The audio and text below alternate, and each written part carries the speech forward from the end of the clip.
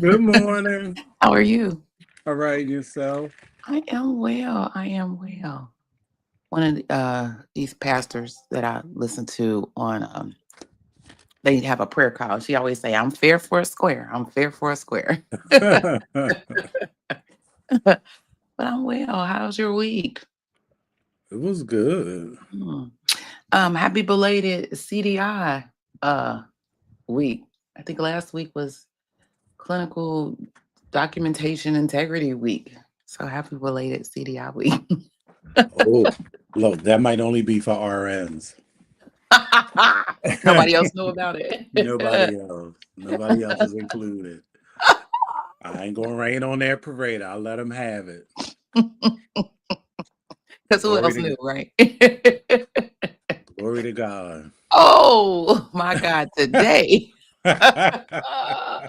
Woo, here we go.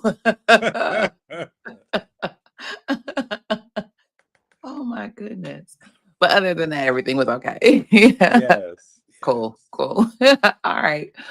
Well, welcome to our Saturday morning tea where we brew up the hottest topics in healthcare. We discuss health information, news, education, that CDI week that seems to be only for RNs, certification tips, entrepreneurship, and really the revenue cycle at large.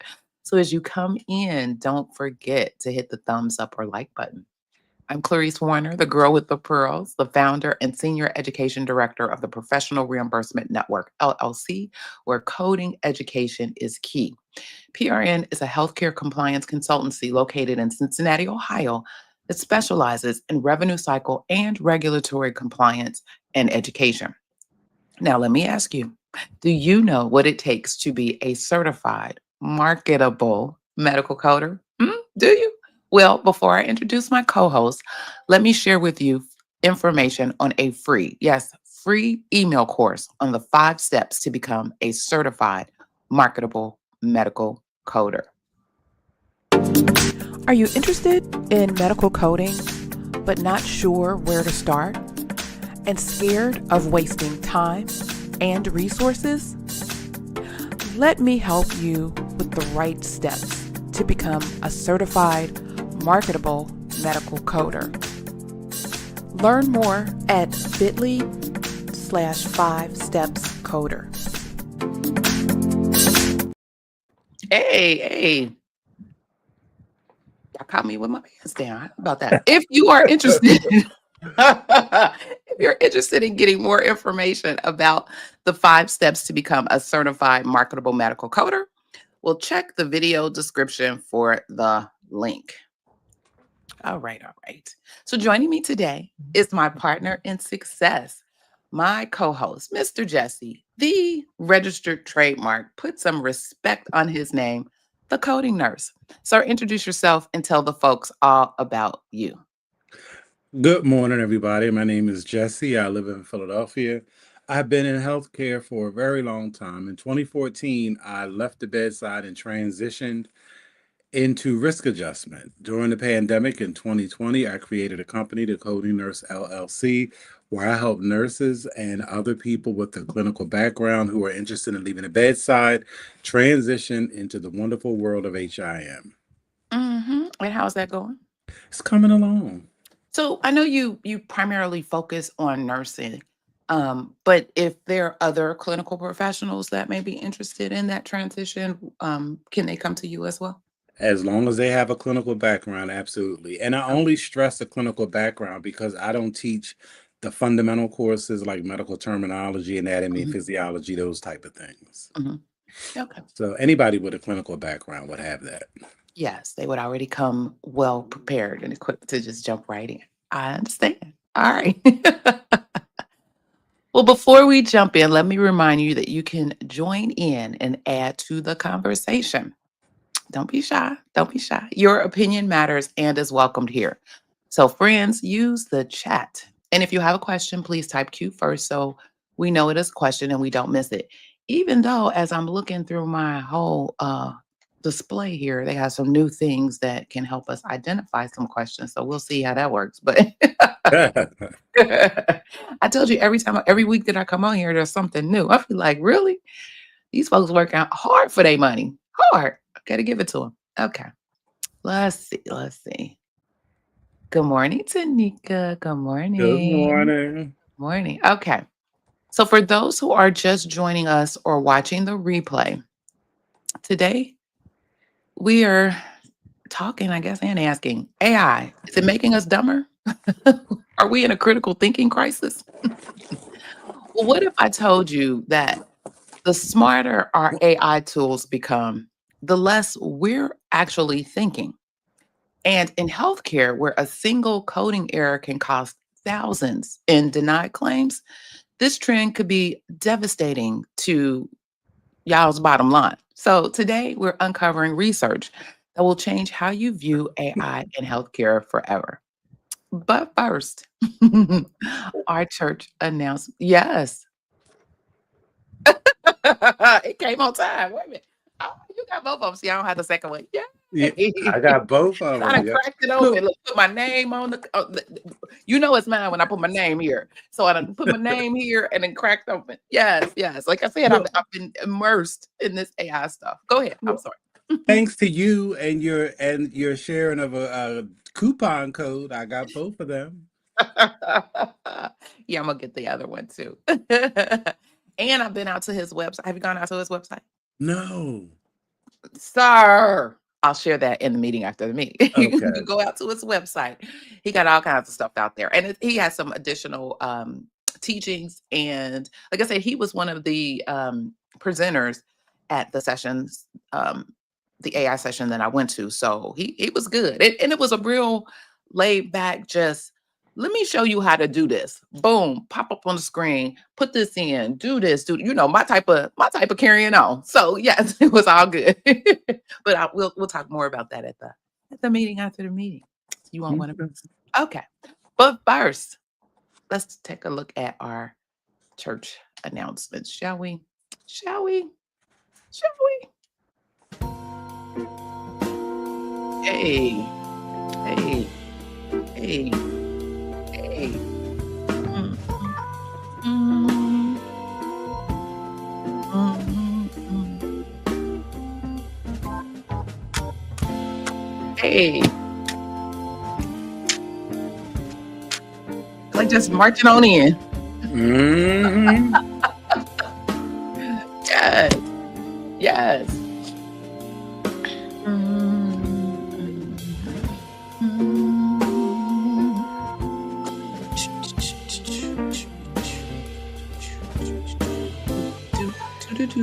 Hey, that organ boy. Something about that organ. I'm telling you. Hits me every time. Oh, that was the sounds. Okay. I'm like, why didn't it? I'm steady sliding this little thing. I'm like, why is the music still loud in my ear? Okay. So, whew, I don't know if you know, but CMS is at it again. Uh-oh. They are once again talking about the elimination of the inpatient only list. It was in the proposed rule. Um, we went through this in 2021, I believe, and it was quite the debacle. So it's perplexing to me why we are at this again. I kind of know why they tried to do it, but clearly they didn't do it right the first time. And it caused a whole hot mess at facilities because oftentimes facilities are challenged in getting the whole inpatient admission thing right.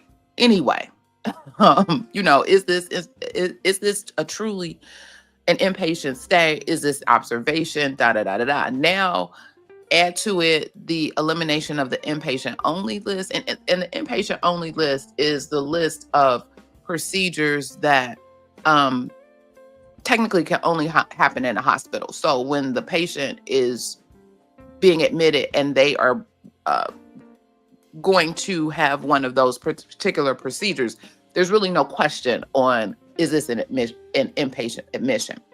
One of the things from before was that the ambulatory side of the world was kind of fighting the inpatient only list because as you know, healthcare has kind of shifted from inpatient to those who are the sickest and need that level of care to ambulatory care. And the surgery centers and all of the rehab folk, all of the folks felt like, wait a minute, they ain't necessarily got to go to the hospital for that. We can provide those services here. So there always have been this little constant battle. But somebody must be winning the battle because we're at this again with the inpatient only list being proposed um, to be eliminated um, once again. But with that elimination, again, comes a lot of work for hospitals because they have to make a lot of changes to determine, again, the procedures. Like, is this do we have enough documentation to support an inpatient stay, even though, it could potentially be an outpatient? So all of those things are going to rear its ugly head again and cause all kinds of confusion. So folks are suggesting that you kind of plan your strategies now and early and have these conversations about what the elimination of that list is going to look like. Okay. That was all I got. Mr. Jess, Okay. what you got? The only thing I have is I have my last ICD-10 CM class of the year Oh, starting on Thursday, October 2nd. If you are interested, kindly visit thecodingnurse.com for more information. kindly visit. All right. All right. It's the last one of the year. Yeah, Oh, this year is gone. because this one will finish like right around Thanksgiving, and if Mm. I start any later, you're it's really into the thick of the holidays. Nobody's Mm-hmm. trying to, Ain't nobody got time for that. They be like, nope. because I don't even want to be bothered. So I know somebody trying to learn something won't want to be bothered. Be like, my mind is gone. I'm only thinking about the holiday and all the joy that it will bring. Right. Right. Right. And then you have a lot of people, especially like that time of year, like depending on where you work, like you have to use your time, before you lose it, so you can't, because some people you can't carry over, Yes. and you're So trying to spend time with family now. folks is out there drinking pumpkin lattes and calling it and living life. Yes, So yes. cool. All right. Well, let the tea spilling begin. Again, welcome back to the Saturday Morning Tea, where we serve up the real talk our profession needs. I'm Clarice Warner, the girl with the pearls, with my partner in success, the coding nurse. So grab your favorite mug because we are going to talk about something that is absolutely fascinating and, quite frankly, a little concerning. Because I've been scratching my head every time I start looking at this and researching this. Like, where do I fit in here?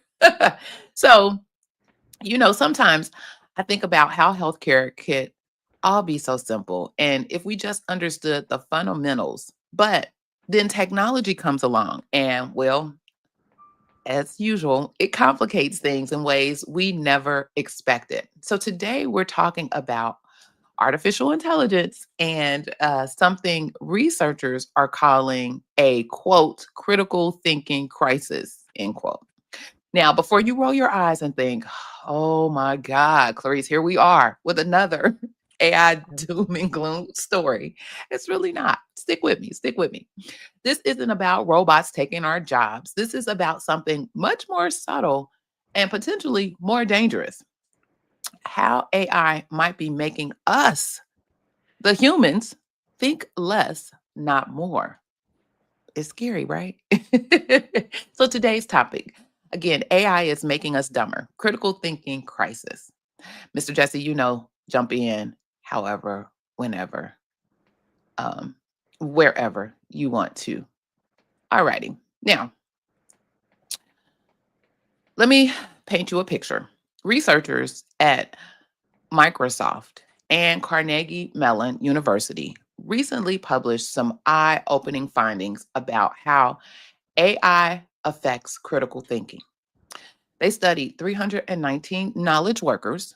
Those are people like us who rely on our brains to do our jobs. And what they found was Fascinating. But first, let's make sure we're all on the same page about what we mean by, quote, critical thinking. The Microsoft researchers used something called Bloom's taxonomy, and a lot of educational uh, institutions use Bloom's to break down thinking into different levels, from simple knowledge recall all the way up to complex evaluation and synthesis. So, critical thinking in our context includes things like analysis, which is breaking down complex documentation to understand all the components, evaluation, judging whether a code assignment is appropriate based on evidence, synthesis, combining different pieces of clinical information to form accurate conclusions, application, taking coding guidelines and applying them correctly to unique patient scenarios. Essentially, it's that deeper level of thinking where we're not just following rules, but actively reasoning, questioning, and making informed professional judgments. So in healthcare, that might look like checking the tone of AI generated query letters, verifying the accuracy of suggested code assignments, or assessing potential biases in data insights. Now, here's what the Microsoft study found. The higher someone's confidence in AI tools like ChatGPT, the less they engaged in this type of critical thinking. One study participant said, and I quote, I use AI to save time and don't have much room to ponder over the result. Now, doesn't that just make you pause? Makes me chuckle and pause. Here we are in healthcare where we're pondering over results. That analysis and evaluation piece could literally be the difference between proper reimbursement and a denied claim. And we're admitting we don't have time to think critically about what our AI tools are telling us. Hmm. Microsoft researchers found that instead of using our brains for problem solving and deep analysis, we're shifting to what folks are calling AI babysitting, just steering the chat box with prompts and checking if the response seems good enough. We're moving from information gathering and synthesis to simple information verification. You know what this reminds me of? Remember when we first got GPS in our cars? Well, now I carry a GPS on my phone every day. But suddenly, no one could read a map anymore. What is west and what's east when you driving? We stopped paying attention to street signs and landmarks. Well, really can't pay attention to a lot of landmarks because things are here today, gone tomorrow. But the general direction we were traveling, just we just out here. So we just blindly followed that little voice saying, turn right at 500 feet. I know I do. So, well, my friends, we might be doing the same thing with our critical thinking skills in healthcare AI. Now, let's talk about something that should make every CDI and coding professional sit up and take notice, and that's AI hallucinations. And no, I'm not talking about seeing pink elephants. I'm talking about when AI generates information that sounds completely plausible, but is absolutely wrong. According to OpenAI's own technical report, their O3 model has a 33% hallucination rate. Let's let that sink in for a minute. One out of every three responses could be completely fabricated. In healthcare, this is particularly dangerous because our AI tools are often trained on publicly sourced data that may not reflect the specific nuances of our facilities' documentation practices. As healthcare expert Cheryl Erickson points out in her analysis for ICD Monitor, there's no guarantee that an AI tool will be consistent with how we actually do things at our particular hospitals and institutions. Here's a real world example. Imagine an AI tool suggesting a diagnosis code based on documentation patterns it learned from thousands of other hospitals, but those patterns don't align with how our physicians actually document. The AI might flag something as a quote missed opportunity when in reality, it's completely inappropriate for your patient population. Again, it could all be so simple if we just trust our tools completely. But the reality is that we need to become even more skilled at spotting these AI errors. We're not just coders anymore. We're AI fact checkers. And that requires a whole different level of expertise. The irony, just when we need our critical thinking skills the most, that analysis, evaluation, and synthesis I mentioned earlier, we're using them the least. These AI hallucinations aren't just academic concerns, by no means. They're reshaping our daily responsibilities in ways we never anticipated. So let's have an honest conversation about how our jobs are changing. When computer assisted coding first came on the scene, we were worried about job loss. But what actually happened was job evolution, and not necessarily in the way we expected. Instead of eliminating positions, AI has made our work more complex. We're now responsible for identifying false positives, spotting AI hallucinations, analyzing predictive modeling output that might be based on flawed data, providing expert human oversight on increasingly sophisticated tools. Essentially, we've become data analysts and AI quality control specialists on top of our traditional coding and CDI responsibilities. But here's my question. Are our job titles and compensation reflecting this increased cognitive load? I don't think so. And that's a problem. Now, my first thought was, I know somebody else gonna mention something else relating to these additional responsibilities and who should be advocating for us. So I'm just gonna wait until he chimes in with that. Cheryl Erickson makes an excellent point in her analysis. When you compare the type of higher level analytical work we're now performing to similar roles in other industries, many CDI and coding professionals are likely underpaid for the complexity of what they're actually doing. We need hospital leadership to recognize that we're not just processing information anymore. We're analyzing, verifying, and making critical judgments about AI generated insights that directly impact revenue and patient care. Now, and Mr. Jesse, jump in whenever. Well, thank you for the intro because So, I always bash AAPC and AHEMA, and this Saturday is no different. Uh, they should be at the forefront of this. And what I have noticed about AI, particularly in healthcare, because I don't know any other industry, I haven't worked in it to see how AI is affecting it, but I know in healthcare, for me, my biggest issue has always been they don't they have not consulted with the people who the end user, which are the CDI specialists and the coders. It just seems to be these people come up with these ideas, and basically it's up to us to basically train the model after they have already had it set up, as opposed to collaborating, so you put out a model that doesn't need to be retrained. Right. And And having us sit at the table and do that right, and bring our knowledge and expertise to whatever they're doing. But go ahead, I'm sorry. You were in the and it just it creates, honestly, it creates more work for the end user, which is the CDI specialist and the coder. And that's my whole issue with the whole thing. Like, you've come up with something that I don't know where you got it from, but now I have to, on the back end, be have to take out more time to engage with it, and then based on my input it gets corrected. No, Mm. I just that's not that doesn't sound sustainable to me. It doesn't, and it's going out the world backwards. Mhm. Good morning, the healthcare business consultant. Hey, Molly. Hey, Molly. Tika said the tech gurus are the only experts they use. Yep, yep, which is crazy. Because Mhm. while we say it all the time, everybody stay in their lane. You know what you know what you know, and you would know what you know.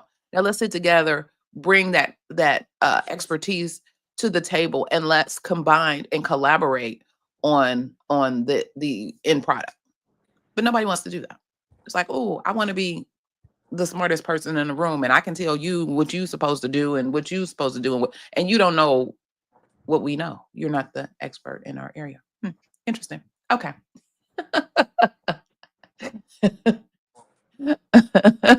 It's like we have to music soul child and teach it. Right. Hmm. Don't get me singing. Hey.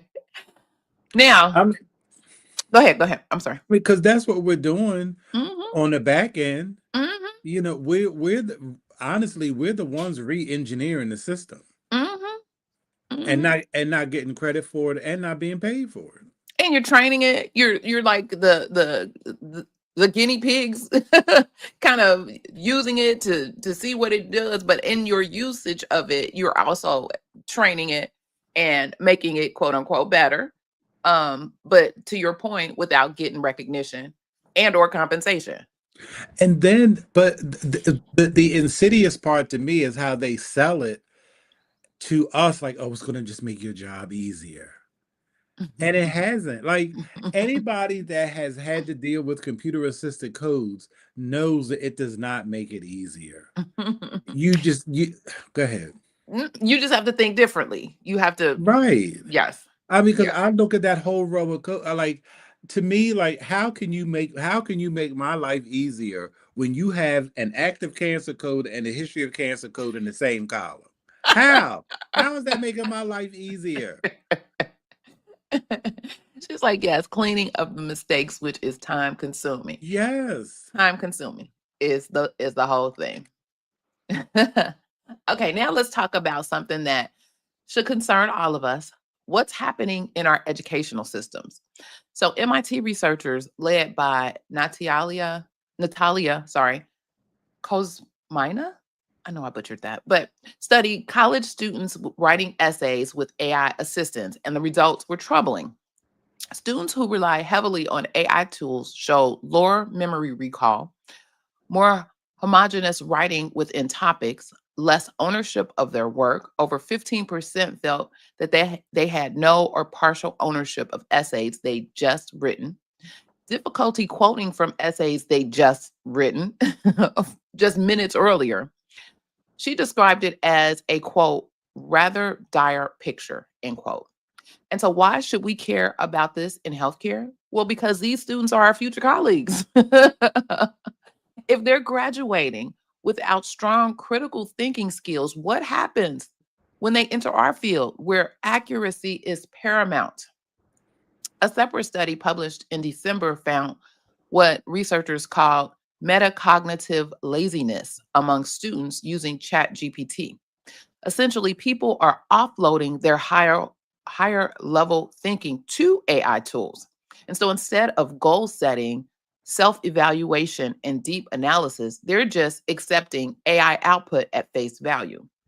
In healthcare education, this could be catastrophic. It could all be so simple if students just learned the fundamentals thoroughly first. But if they're relying on AI from day one, they may never develop the analytical foundation they need to spot AI errors later, which is why I'm in this whole thing with the AI and making sure that our students have some frame of reference as it relates to all of these AI tools and what they can and cannot do and what the student needs to know and not know, bringing that into a position, into a job, being AI literate as well as AI fluent. That's one of the goals. That's why I'm all. That's why it's been AI for the last 2 weeks. But go ahead. You know that, but honestly, I don't know how you achieve both because what people don't understand, what I have noticed is, first of all, like, writing is a skill It is. and it takes you years. That's why you have English all the way through elementary, middle, and high school because in addition to learning the language, you have to learn how to think. Mhm. And the for me, I can always, well, I judge people by how they write. if you send me an email and you going all the way around, around, around, I know that you just a ball of confusion. Like, what are you saying? And I used to like proofread people's stuff. I used to edit people's papers and all, and I'm like, what are you saying? Like, bring it home. Like, come with a clear thought and work through that thought. Like, the whole point of a paper is to convince somebody that you know what you're talking about. And if They don't you have those can't, persuasive skills either. I mean, it's a whole no. bunch of skills involved with that. Yes. And I think that social media plays a huge part in this. Like, you have these emojis, and then now you have people, they don't even write in sentences anymore. Everything are is acronyms. And how so if that's the level of your functioning, you can't critically think. It's not possible because you haven't developed that part of your brain. It's just it's not going to end well because It's now people are totally relying on it. You're right. I will agree with you. I had a student send me an email. Now this we in our she's a first year student in the very first HIM class. And again, part of my I feel like my responsibility and my duty is to train them up. Train them up. She sent me an email with, hey, that paused me right there. Hey. Now I don't get off on the, professor this, you ain't got to go through all of that. But hey,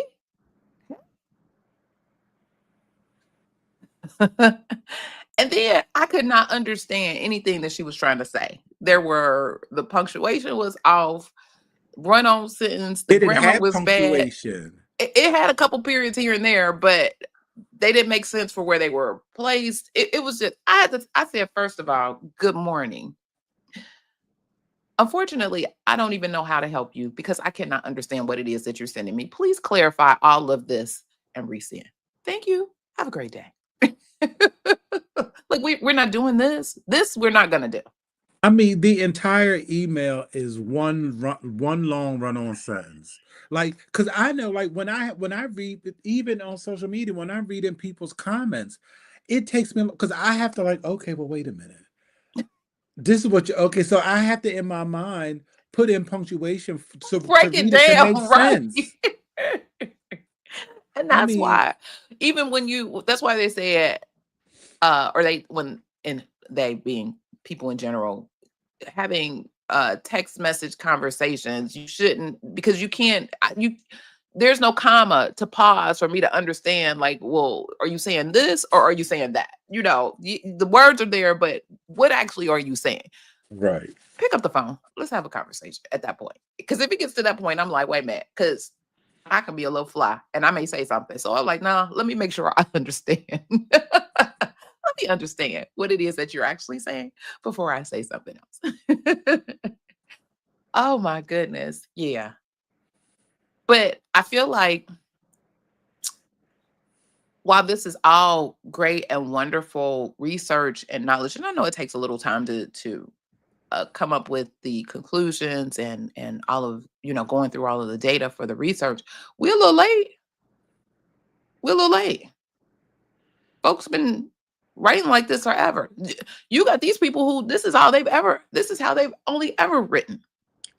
And it's like to me, I think that people, because so many basic skills are no longer taught and reinforced, like a lot of people are relying on AI because they don't know how to do it. Mm. So they need, you know, it's a blessing, like, because AI is putting out content that they never could, ever. You're like, who wrote this? Because clearly Exactly. this is not you. And that's also why they can't recall anything because it's written in a style that they don't use. They Recognize can't it's foreign. exactly, It's a foreign exactly. language. They can't even you can't even fake it. You can't even you can't even pick out highlights because you don't even know. You don't even look. They're stuck at well, why is this comma here? They don't know about phrases. What is a comma? Exactly. They don't know the parts of speech. Oh my God. Like, this whole thing is perplexing to me. I don't understand this. Because somebody take my paper and explain it to me in layman's Honey, terms. Put it back in ChatGPT and let it tell you what it is that it honey, said. Jesus be a thesaurus. Ah, my God, today. Yeah. Whew. Oh my goodness. But that is, I mean, we're joking about it, but that is a mess. That is a mess. That is a mess. And probably, if you think about it, another argument for AI and what they're pushing, because I'm sure they realize and recognize it too. Like these folks couldn't figure their way out of this paper bag. How in the world are they going to be able to comprehend complex conversations and complex reports and data and present them, write them, all of the things? It's a mess. Yeah, And it's only going to get worse it's only because nobody's trying to get to the basics. mm, Because I mean, they will have to start with the first graders now. I mean, because we're not even then. You factor into it. You factor into it the racial component hmm and how minorities already have a subpar education to begin with. Then you compound it with this. It's just it's Did they terrible. passing them on? Okay, well, yeah, you just go on to the next grade. Then, oh, go on to the next grade. Then you at the grade where you get this test, and it's like, oh my God, how did we get there? Hell, because y'all kept passing them on, and nobody took the time, resources, or whatever to thoroughly understand and educate that child. We know adults don't learn the same, children don't learn the same either, and so you really have to. It's a mess because we know the education system and teachers are overworked and they got more students and helpers that may not necessarily be helping and all of the things. But at some point, somebody got to be like, for real, y'all. Let's we got to do something. We got to do something, even if it's all right. Maybe one day. Well, maybe I'm thinking out loud, but maybe it's instead of having a full day football practice, soccer practice, whatever, let everybody sit around and have a study session or something. Let's talk about. Let's find out where we are and how we may be able to assist and help our kids. Instead of playing a game or having a party or whatever it is that we do, why don't we gather the kids together so we can have a conversation and listen to them to see they don't even sound right. But but the onus is on the school because I have to And because the parent and the but home. but to a point because can I tell you my mother never helped me with homework and I Did was she on the talk to honor you? roll. Did she read to you? Did she talk to you? Did y'all have conversation? Oh yeah, I mean I had to read So every she day. probably could Right. hear and discern. Oh, okay. Whatever. Not that the way you talk make sir. What are you saying? What are you talking about? You can get that just in having a conversation. Good But morning. Yo, but yo. Wait a but minute. see Hold but up. no everything has an origin and I think the origin for a lot of this started with No Child Left Behind. And then there were other changes that came with that, like they went to Common Core, which it makes Mm. no sense to me. But I remember, like I can remember, like back when I was in 10th grade in 1450. You know, Oh, I sir. I mean, When you was writing on tablets yes, and chiseling. fighting dinosaurs and whatnot. I mean, I love it. I mean, I remember it because I had to work on it for so long. We had a term paper, and it was called a term paper because we worked on it for an entire The entire quarter. oh, Lord, I remember that. And I you had to mean, break down each one of them little segments and you yes, had to turn in, okay, so this is what's due now. Turn yes. this in so we can look and see what it looks like, what your thought process is, review it. If you need to change it, you got to go back to the drawing board. Yes, it was a whole And thing. it had to be typed with footnotes it on the All of the same things. page and a bibliography page. Mm-hmm. That was back in the Stone Age. Mm-hmm. And you have these kids now that they couldn't do that if their life depended on it. And I'm Because not that's even what was expected to go to college, because you knew you were going to have to write papers in college. So get this learning now. But you're right. You're right. You're right. Yes, he did say 1450. I agree. Going back to reading daily. But here's the other thing. And this is where I say it's an environmental. And so yes, the individual home and environment, but the community. Because we all have to recognize that some of those different regulations that they threw at us and that they weren't right, and they weren't necessarily right for our children. So at some point we collectively would need to say we got to do better. We got to make sure ours, we got to take care of ours. We got to make sure we good. And ours should be everybody, not just us and them, but ours should be everybody. And unfortunately, that part of the community is has dissipated, and they come together for certain things. I don't think they necessarily come together for some of the right things. And I think we need to kind of get back to that, especially when dealing with the future, which is our children. because getting back to your email with hey, I mean, I just remember back in high school, like a teacher was saying a minute, who are you talking to? No, Who no, you no, A person on no. the who you talking to? Because that's exactly what came out my mouth when I read it. Like, am I getting pumped? Like, And no. then and then it's I'm not one of your little friends. That Absolutely. That's how I raised mine. Excuse me, ma'am and sir. Who you talking to? And then they, ma, nah, ma'am, like for real?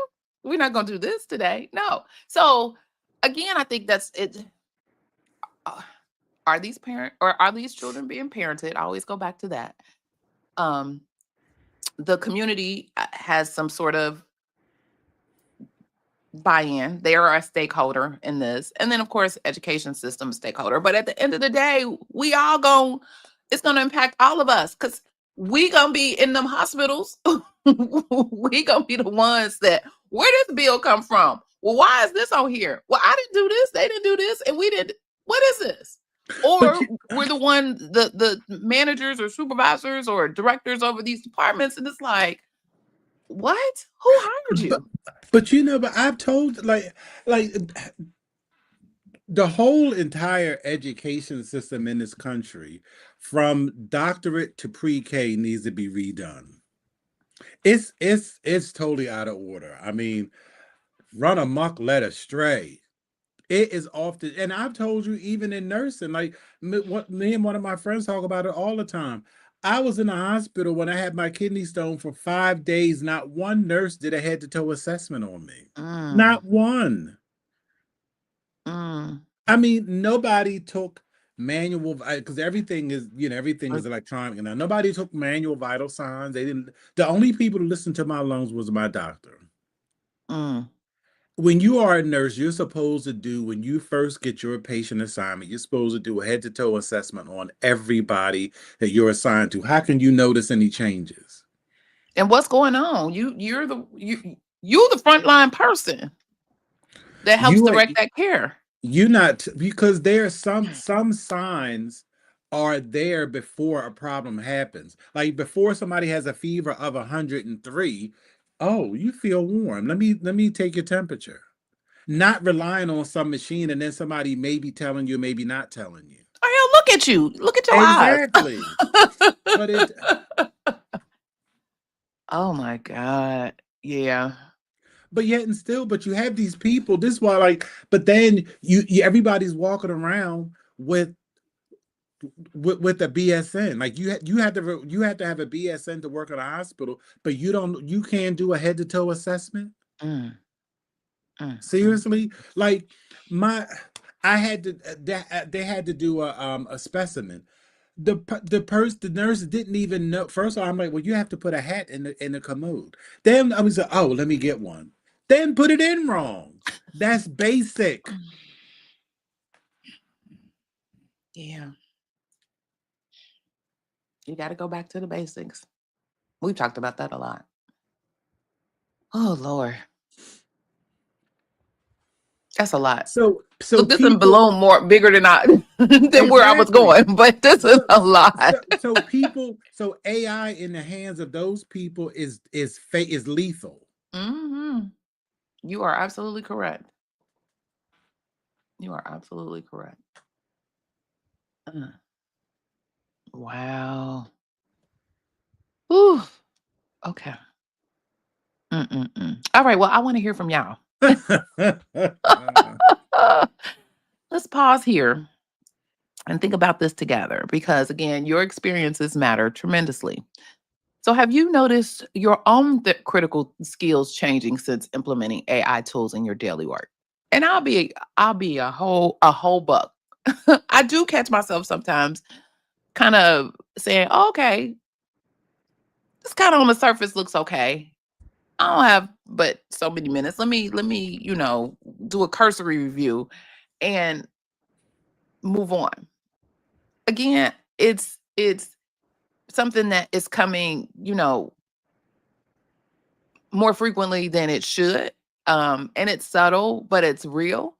And I know for myself, I need to oftentimes do because once I then go back to it and take a look, I'll be like, what is this?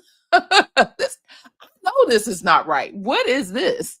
And so then I have to go clean up. Um, and I know myself about all of these hallucinations and all of the errors that come out of our AI. So I'm more prone to trying to catch it in my prompting, trying to catch it in some of the results that I see versus on the final, okay, it's done. Because then sometimes I feel like, well, once I done did all of that through all of the initial or all of the work that I did to get the artifact that I'm looking for, I'm okay. But some people don't even do that kind of work. They're just like, give me so and so and so and so and so. Boom, it gives it to them. They take it, they run, and that is a mess. No, you absolutely have to do the analysis of what's happening with your with the output.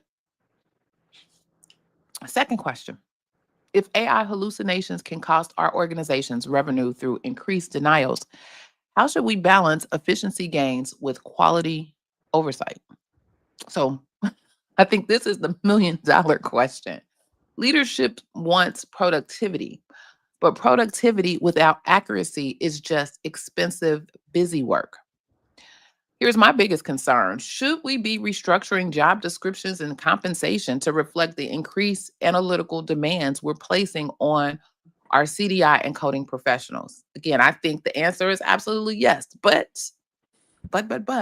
they need to make sure that these people come with those particular skills and they're not just BSing their way through.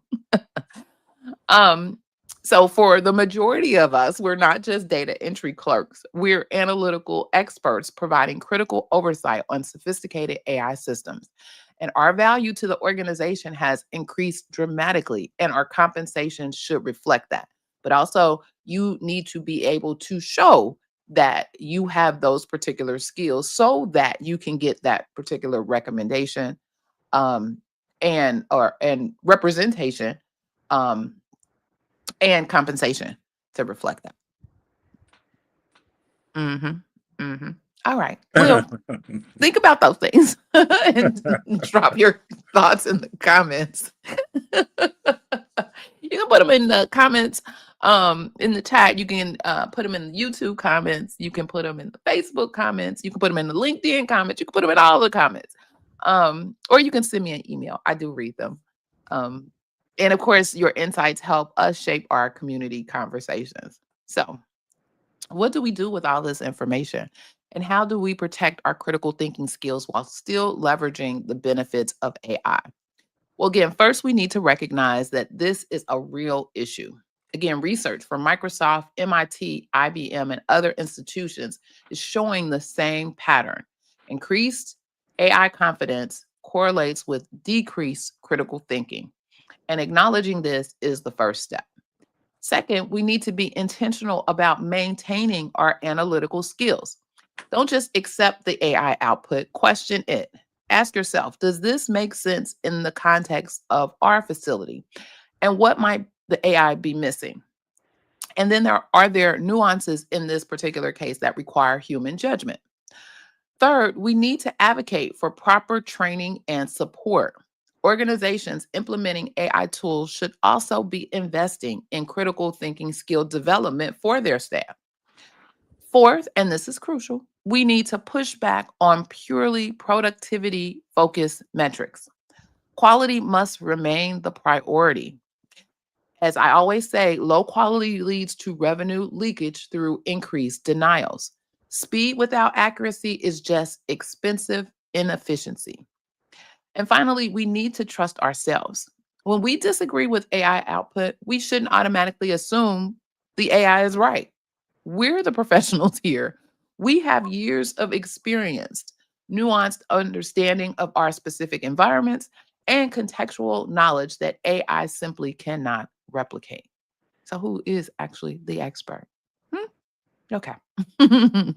So, my friends, here's what I want you to remember as we wrap up today. AI is a tool, not a replacement for your expertise. The goal should be augmentation, not automation of our thinking. The research is clear. We cannot let metacognitive laziness creep into our Mm, practice. Our mm, That's a quotable, right? yeah. Our human expertise, our critical thinking skills, and our ability to spot nuances and context. These remain irreplaceable, especially in the complex world of healthcare documentation and coding. Now, here's your homework. And I'm serious about this. Starting tomorrow or today or Monday, I want you to implement what I'm calling the critical thinking challenge. How about that? For the next week, every single time you interact with an AI tool at work, I want you to ask yourself three questions. What assumptions is this AI making that I need to verify? What context about our facility or patient population might the AI be missing? And if I had to explain this recommendation to a physician or auditor, could I defend it with confidence? Hmm. Yeah. So write those questions down. You can rewind, go back to them. Put them somewhere where you see them at your workstation and make them your new habit because building critical thinking muscles is just like building physical muscles. It requires intentional, consistent practice. And then here's the second part of your challenge. Share this mindset with your colleagues. Start conversations about AI accuracy in your team meetings. Create a culture where questioning AI output isn't seen as being difficult or slow. It's seen as being thorough and professional. And finally, if you are a manager or leader, advocate for your team. Push back when leadership focuses only on productivity metrics. Remind them that one misdiagnosis code due to AI over reliance could cost more than the time saved by not thinking critically. Again, it could all be so simple if we just remembered that y'all, us, we are the experts. AI is the assistant, and maintaining that relationship through active critical thinking is crucial for both quality patient care and revenue integrity. All right? Okay. Yay. So keep those critical thinking skills sharp, trust your expertise, and remember you are more valuable to your organization than any AI tool could ever be. All right. Yay. Okay. So, Mr. Jesse, did you want to? Mm, I'm going to ask you at the end, but Was there anything you want to? Mhm. No, this is a very timely topic, and I know, but it done uh, morphed into something else. Now my brain is on something else. Like, wait a minute, but let's go deeper. Let's go, and we don't have enough time for that, so we may have to pick this up again with another conversation. All right, all right. So join our community at the Professional Reimbursement Network LLC. We provide ongoing education, compliance updates, and practical strategies for navigating this complex environment of healthcare revenue cycle. Again, you don't have to figure this out alone. And if you're thirsty for fresh perspectives on the healthcare revenue cycle, well, becoming one of the PRNT sippers, you'll join a community of sharp minds who savor the complexities of the healthcare revenue cycle. Why sip alone when you can steep in knowledge together? Come, let's spill the tea on industry insights. And here's what you can expect as a valued member of the PRNT Sippers: exclusive healthcare insights. Gain access to in depth articles, webinars, and resources covering the latest healthcare trends, compliance updates, and revenue cycle best practices. I'm sure y'all probably like, she sent us these videos all the time. Early access. Be the first to receive expert insights and guides, ensuring you stay ahead in the ever evolving healthcare industry. Personalized support. Enjoy direct access to our team of experts for guidance on medical coding, compliance issues, and revenue cycle management. We're here to answer your questions and support your professional growth. And again, my personal favorite, the community connection. Join a private community of healthcare professionals where you can network, share experiences, and collaborate on finding solutions to common challenges. By supporting us, you're not only advancing your healthcare knowledge and career, but also contributing to the success of the Professional Reimbursement Network LLC, a resource that empowers healthcare professionals like you to thrive in their roles, goals, and dreams. So, thank you for considering becoming a member of the PRNT Sippers. For as little as $1 per month, you can join the community.